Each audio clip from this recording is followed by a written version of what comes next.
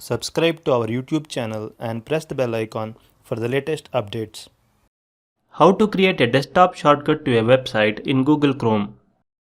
Open Google Chrome browser on your computer. Navigate to your favorite web page.